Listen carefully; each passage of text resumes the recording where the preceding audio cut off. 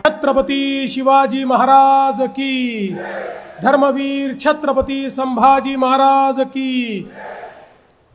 हिंदवी स्वराज्याचे सरसंस्थापक छत्रपती शिवरायांना मानाचा मुजरा करतो। भारतीय राज्यघटनेचे शिल्पकार भारतरत्न डॉक्टर बाबासाहेब आंबेडकर यांना मानवंदना अर्पित करतो। भगवान बिरसा मुंडा यांच्या चरणी नतमस्तक होतो। आणि आजच्या पालघर नगर परिषदेच्या या प्रचार सभेमध्ये मंचावर उपस्थित असलेले भारतीय जनता पक्षाचे राज्याचे अध्यक्ष आणि आपल्या जिल्ह्याचे माजी पालकमंत्री माननीय रवींद्र चव्हाणजी, राज्याचे वनमंत्री आणि आपल्या जिल्ह्याचे पालकमंत्री श्री गणेश नाईकजी, आपले लोकप्रिय खासदार डॉक्टर हेमंत सवराजी, या ठिकाणी उपस्थित आमदार हरिश्चंद्र भोये, आमदार राजन नाईक, आमदार स्नेहाताई दुबे, आपले जिल्हाध्यक्ष भरत राजपूत, आपले आमदार ज्ञानेश्वर म्हात्रे, आपले नगराध्यक्ष पदाचे उमेदवार श्री कैलास म्हात्रे, मंचावर उपस्थित श्री प्रकाश निकम, सुशील अवसरकर, तेजराज हजारी, जयेश आव्हाड, अरुण माने,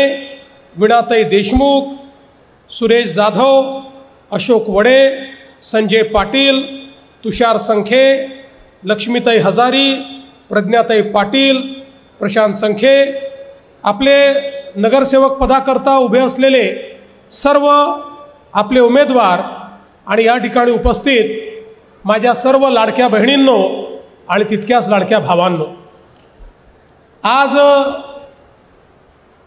आपल्या पालघर नगर परिषदेच्या निवडणुकीच्या निमित्ताने मी आपल्यामध्ये आलो आहे।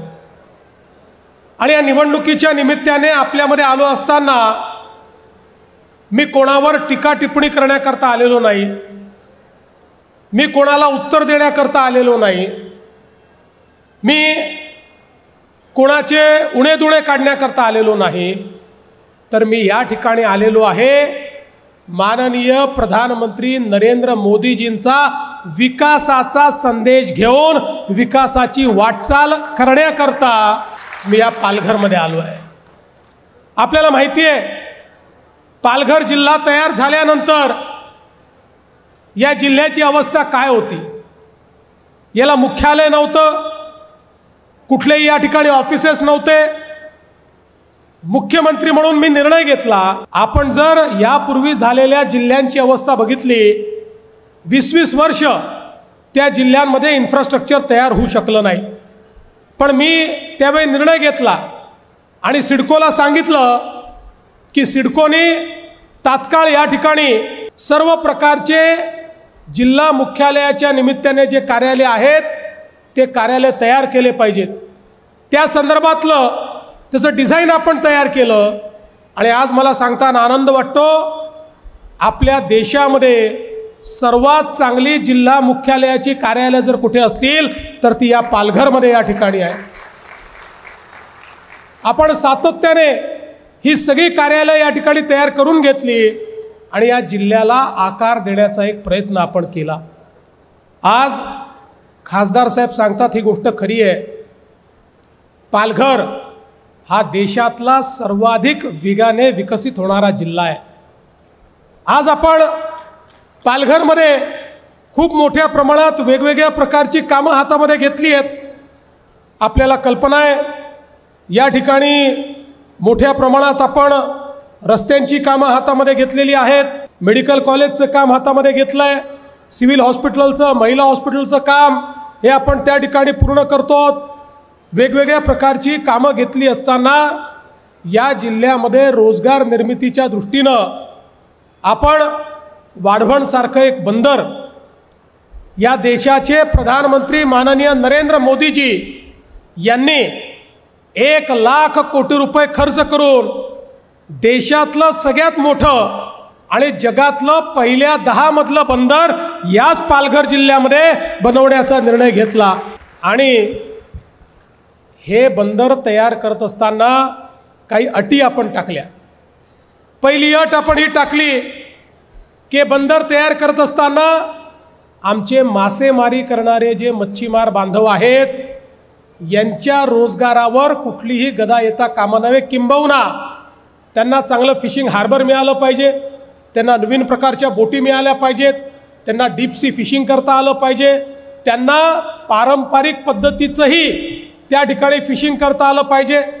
अशा प्रकारच्या अटी टाकून आपण एकीकडे मासेमारी करणाऱ्या आमच्या बांधवांना त्या ठिकाणी प्रोटेक्शन दिलं आणि दुसरीकडे आपण हे सांगितलं की पालघरमध्ये या जिल्ह्यामध्ये जर बंदर होत आहे आणि या वाढवण बंदरामुळे 10 लाख रोजगाराची निर्मिती एकट्या या पालघर जिल्ह्यामध्ये होणार आहे. मी त्यांना अट टाकली की पालघर जिल्ह्यामध्ये रोजगाराची निर्मिती आणि देशभरातले लोक तुम्ही जर त्यामध्ये रोजगाराकरता आणाल तर आम्हाला चालणार नाही. पहिला क्रमांक हा भूमिपुत्रांनाच मिळाला पाहिजे. या पालघर जिल्ह्यातल्या आमच्या तरुण तरुणींना तुम्ही पहिले रोजगार द्या, मग महाराष्ट्रातल्या इतरत्र लोकांना किंवा कुठनं आलेल्या लोकांना तुम्ही रोजगार द्या. अशा पद्धतीनं आज आपण 56 कंपन्यांसोबत करार करून स्थानिक भूमिपुत्रांना प्रशिक्षण देणं सुरू केलं. पुढच्या काळामध्ये पुढच्या 3 ते 4 वर्षामध्ये बंदराची निर्मिती होईल, त्यावेळी आपल्या प्रशिक्षित भूमिपुत्रांची फौज हे आपण तयार ठेवू आणि मोठ्या प्रमाणात आपल्याच तरुणांना तरुणींना या ठिकाणी रोजगार मिळेल. आज आपण पाहू शकतो आपण या पालघर जिल्ह्यामध्ये आता एक नवीन एअरपोर्ट देखील तयार करतो. या ठिकाणी देशातला पहिला ऑफशोर एअरपोर्ट हा याच पालघर जिल्ह्यामध्ये आपण तयार करतो आणि त्याचसोबत मुंबई कोस्टल रोडची कनेक्टिव्हिटी ही देखील आपण विरारपर्यंत तिथनं डहाणूपर्यंत ही नेण्याचं काम सुरू केलेलं आहे. त्यामुळे हा जिल्हा मुंबईशी देखील कनेक्ट करण्याचं काम हे आपल्या सरकारच्या माध्यमातून होत आहे. बंधू भगिनींनो, मी नेहमी सांगतो आता 3री मुंबई तर आम्ही नवी मुंबईला तयार करणार आहोत, पण 4थी मुंबई ही या पालघर जिल्ह्यामध्ये तयार होणार आहे. इतकं पोटेन्शियल या पालघर जिल्ह्याचं आहे आणि हे करताना या जिल्ह्याचं जल जमीन जंगल हे जे नैसर्गिक वैविध्य आहे त्या नैसर्गिक वैविध्याला कुठेही बाधा न पोचवता या पालघरचा विकास करणं, अशा पद्धतीनं विकासाचा आम्ही आराखडा तयार केला आहे. आणि म्हणून बंधू भगिनींनो, आमच्याकडे काम आहे, आमच्याकडे कार्यक्रम आहे, आमच्याकडे सांगायला गोष्टी आहेत आणि म्हणून कोणावर टीका कशाला करायची. आम्ही पॉझिटिव्ह वोट मागण्याकरता आलो आहे. एक नगरपालिका आम्हाला अशी तयार करायची आहे की जी जनसामान्यांच्या आशा आकांक्षा अपेक्षा पूर्ण करणारी असेल. आता तुम्ही विचार करा, आपल्या देशाचे प्रधानमंत्री माननीय नरेंद्र मोदीजी नेहमी सांगतात की आपल्या देशांकडे शहरांकडे सर्वाधिक दुर्लक्ष आपण केलं. गावातले लोक शहरात येत होते पण आपण शहरीकरणाला अभिशाप समजत होतो. शहरांमध्ये अन्न वस्त्र निवारा होता, शहरांमध्ये शिक्षण आरोग्य रोजगार होता. गावातनं लोक आले, शिक्षणाकरता आले, रोजगाराकरता आले, आरोग्य सेवेकरता आले, पण त्यांच्याकरता राहायला जागा नव्हत्या. अतिक्रमणं झाली, झोपडपट्ट्या तयार झाल्या, पिण्याच्या पाण्याची व्यवस्था नाही, भुयारी गटाराची व्यवस्था नाही, नाल्यांमधनं घाण व्हायला लागली. आपले तलाव, आपल्या नद्या, आपल्या खाड्या या पूर्णपणे प्रदूषित झाल्या आणि लोकांमध्येही जीवनमान खाली गेलं. आजार मोठ्या प्रमाणात त्या ठिकाणी बळावले.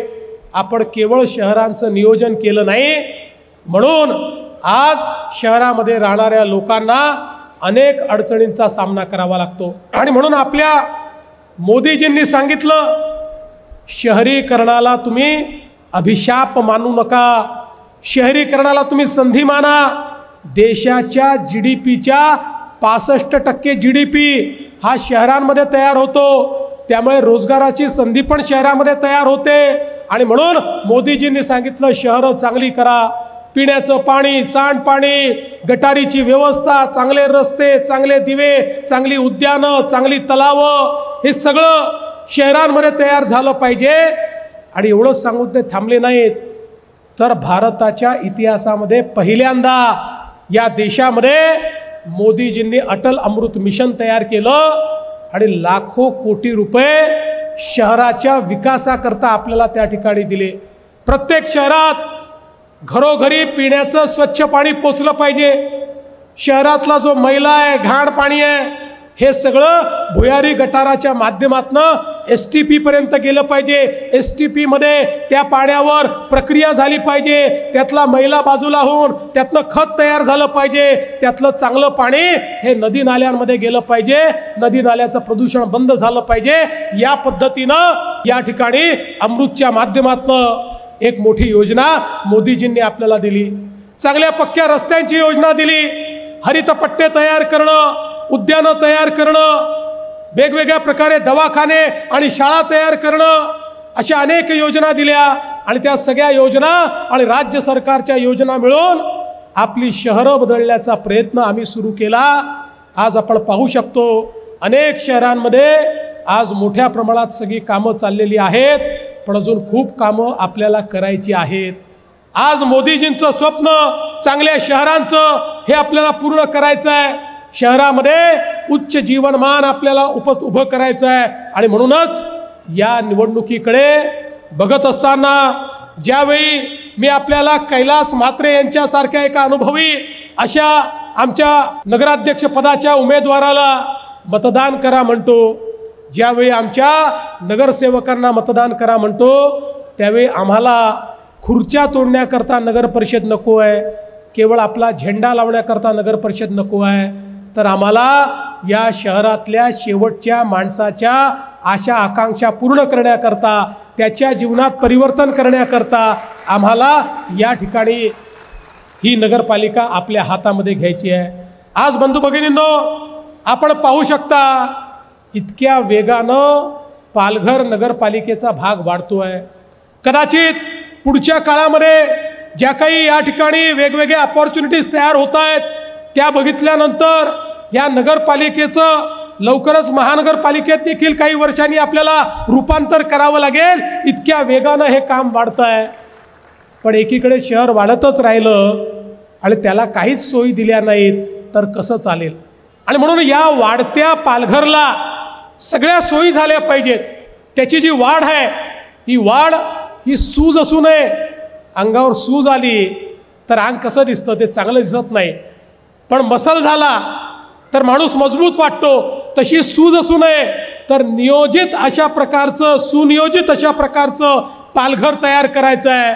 आणि हे जर तयार करायचं असेल तर हे जे सगळे आराखडे मोदीजींनी, हे जे सगळे आराखडे आम्ही तयार केलेले आहेत, या आराखड्यांवर काम करणारा व्यक्ती हाच आपल्याला या ठिकाणी नगराध्यक्ष म्हणून पाहिजे, जो आमचे आराखडे या ठिकाणी अस्तित्वात आणेल।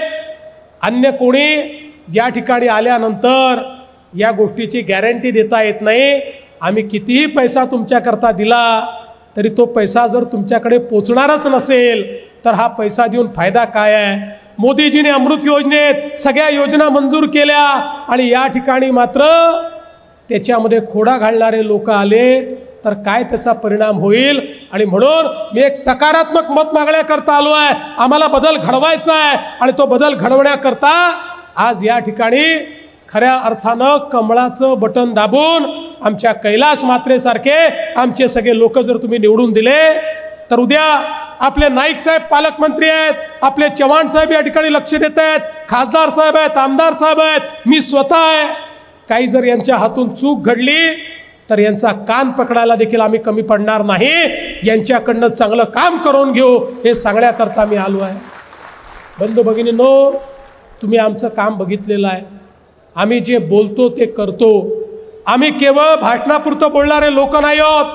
तुम्हाला माहिती आहे, तुमच्याच आशीर्वादाने ज्यावेळी या महाराष्ट्रात 1 वर्षापूर्वी एक प्रचंड असं बहुमत आम्हाला मिळालं, ते बहुमत मिळाल्यानंतर लोक बोलायला लागले, काही विरोधकही म्हणायला लागले की आता यांना बहुमत मिळालं, आता हे भाजपवाले लाडकी बहीण योजना बंद करणार। 1 वर्ष झालं लाडकी बहीण योजना आम्ही बंद केली नाही। आणि बहिणींना सांगतो, जोपर्यंत तुमचा देवा भाऊ आहे ही योजना बंद होणार नाही म्हणजे नाही। आज शेतकऱ्यांकरता मोफत विजेची योजना असेल, 6,000 रुपये किसान सन्मान योजना असेल, वेगवेगळ्या योजना आम्ही चालू केल्या, त्या सगळ्या योजना सुरू आहे.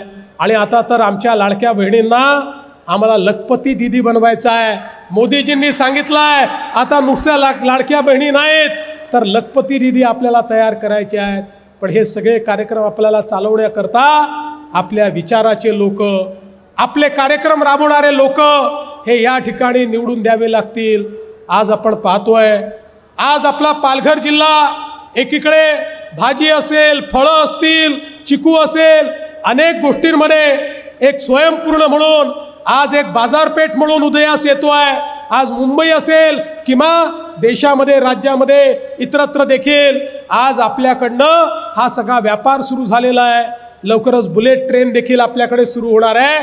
त्यामुळे एक अतिशय आधुनिक पण त्याच वेळी सामान्यातल्या सामान्य माणसाचं स्वप्न जतन करणारा जिल्हा म्हणून आणि हे नगरपालिका म्हणून आपल्याला तयार करायचं आहे.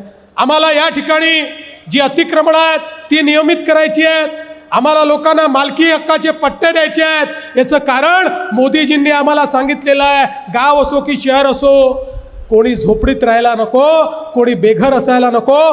प्रत्येक बेघराला आणि झोपडीत राहणाऱ्याला प्रधानमंत्री आवास योजनेच्या अंतर्गत पक्क घर हे आम्हाला त्या ठिकाणी द्यायचं आहे. आणि म्हणून ही सगळी स्वप्न पूर्ण करण्याकरता मी आपल्याला निवेदन करतो की आपण येत्या 2 तारखेला कैलास म्हात्रे यांच्यासारख्या अनुभवी माणसाला, कैलासजी आमच्या सोबत आले कारण त्यांनी बघितलं ते अशा लोकांसोबत होते की ज्यांना काम करण्यामध्ये इंटरेस्ट नाही आहे, स्थगिती देण्यामध्ये इंटरेस्ट आहे, त्यांना काम करायचंच नाही आहे. पण कैलासजींना काम करायचं होतं आणि म्हणून त्यांनी ठरवलं की काम करणारा राष्ट्रीय विचार कुठला आहे तर तो भारतीय जनता पक्षाचा विचार आहे, जो विचार जनसामान्यांचा विचार करतो. आणि म्हणून आज एक दमदार नेतृत्व या ठिकाणी आपण दिलेलं आहे. त्यांना आणि आपल्या सगळ्या नगरसेवकांना निवडून द्या. मी तुम्हाला एवढीच विनंती करतो, 2 तारखेला कमळाची चिंता तुम्ही करा, 5 वर्ष तुमची चिंता आम्ही करू, हा विश्वास तुम्हाला देतो आणि माझं बोलणं संपवतो. धन्यवाद. जय हिंद, जय महाराष्ट्र.